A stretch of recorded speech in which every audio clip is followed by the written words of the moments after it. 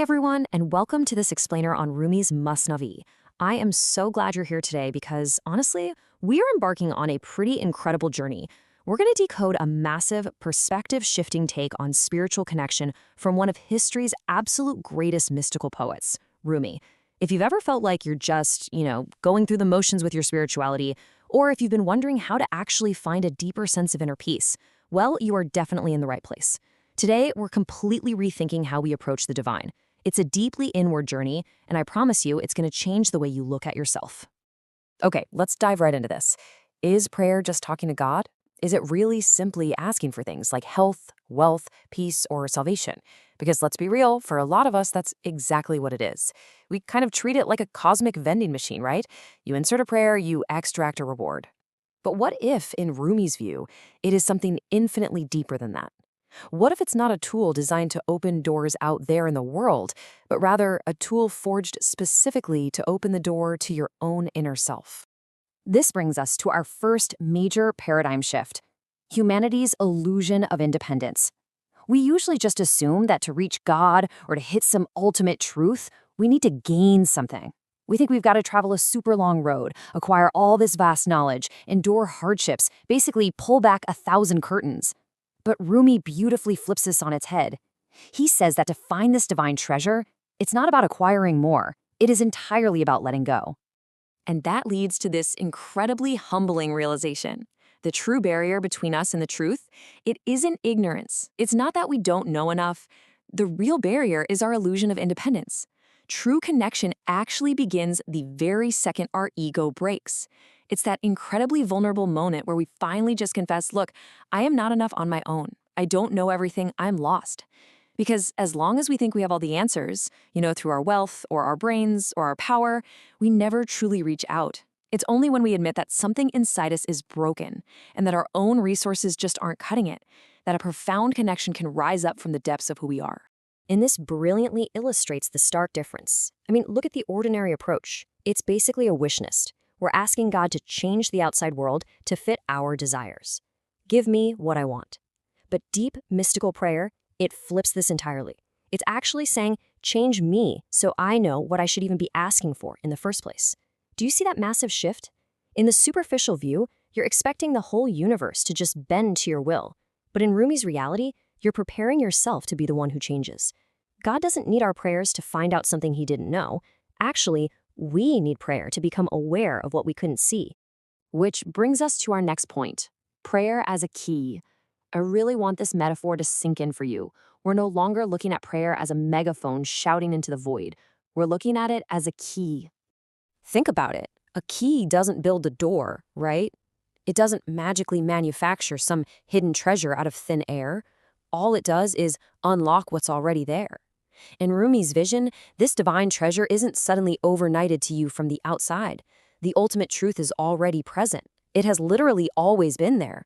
But we're just so bogged down by our own ignorance, fear, pride, and greed that we completely miss it. So prayer is the key. It doesn't create the treasure. It just gently opens our eyes to the absolute goldmine that already exists right inside of us. But to actually use that key, we have to peel back the layers of the ego, like an onion, and bravely confront the stuff that's actively blocking our inner door. We have to break the inner idols. And notice how this totally redefines an ancient concept for our modern world. When we hear the word idol, we instantly picture like statues made of stone or wood. But Rumi says the most dangerous idol is actually the superficial image you build of yourself. Today your idol might literally be your LinkedIn profile or your perfectly curated Instagram feed. It's that exhausting voice in your head that says, I am what other people think of me. I am my job title, my bank account, my massive successes, and my miserable failures. It's your ego just constantly shouting, look at me, I know best, I have to win. That incredibly heavy, demanding I is the ultimate veil between you and the truth. True, deep connection cracks that false image right down the middle. When we do this kind of profound introspection, we drop all that heavy baggage. You're no longer the philosopher, you're not the king, you're not the poor person, the scientist, the winner, or the loser. You are, wonderfully and simply, just a human standing before the truth. You don't have to pretend anymore. You can finally just say, man, I am tired, I am afraid, I don't know the way. And in that exact moment of letting go, your pride retreats, you soften up, and you finally make some room for truth to enter. But wait, this kind of raises a paradox, doesn't it? If God is already so close, why do we even need to reach out at all? Well, the ordinary view tells us God is millions of miles away up in the sky, and we're stuck down here shouting across this huge, empty void. But the mystical view, it reveals that God is intimately near. The issue is never distance. The issue is the veil. We're standing there surrounded by thousands of distractions, completely blind to what is quite literally right next to us. Prayer doesn't cross some vast physical distance. It just gently thins that veil.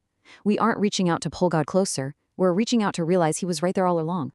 So what exactly happens when we do reach out? We strip away all that ego and the universe just stays silent. That brings us to a huge realization, the secret of unanswered prayers. Because let's be honest, this is probably the most painful question we face in our spiritual lives. What is the deal with the prayers that seem to just hit a brick wall? Well, in Rumi's world, not getting what you want does not mean you were ignored.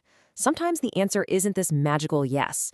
Sometimes the answer is a hard no, because you're actually being saved from a danger you just don't have the perspective to see yet. Sometimes something is taken away from us and we cry about being deprived, but it's actually the exact thing that sparks our liberation. Sometimes the answer is just wait. Sometimes it's let it go. And sometimes, and this is the absolute most beautiful part, the answer is a completely silent transformation happening deep inside your own heart. A change so quiet you don't even realize it's happening. To put that into perspective, let's walk through what this looks like over a lifetime. On day one, you're desperate, right? You're pleading for your external life to change. Then, years later, you might hit a wall of what feels like absolute silence. You feel this intense absence and think, wow, I was totally ignored. But then, look at today on the timeline. Through all that silence, it suddenly hits you. The divine intervention didn't change your outer life. It completely transformed you. Your capacity to endure got so much stronger. Your understanding got deeper. And because you fundamentally changed, that exact same old life suddenly holds an entirely new, beautiful meaning. And that beautiful realization brings us to our final destination, the hidden inner treasure. We are officially moving past the desperation, past the noisy ego, and past the need for the universe to constantly validate us. We're hitting the absolute core of Rumi's philosophy. I want you to just take a second and let the sheer peaceful presence of this thought wash over you. All those worldly desires just melt away right here. Because ultimately, true prayer is not you talking at God. It is you finally falling silent so that God can speak within you. When we finally quiet down that demanding, super noisy ego that constantly thinks it knows best, we actually create the serene, quiet space required to just listen. So let's look at how all of this builds to our ultimate realization for today. You do not find God with prayer. You use prayer to remove what was blocking you from seeing him. When that final curtain is finally pulled back, when the ego is entirely gone, and you fully embrace that silence, suddenly, there's nothing left to ask for. There is only presence. The key has turned. The door is wide open. Look inward. Strip away the titles, the illusions, the noise, and all those constant, exhausting demands. If everything you've been frantically searching for out there in the big wide world is already resting quietly inside you, what are you waiting to unlock today? Thank you so much for joining me on this explainer. Until next time, stay curious and keep looking within.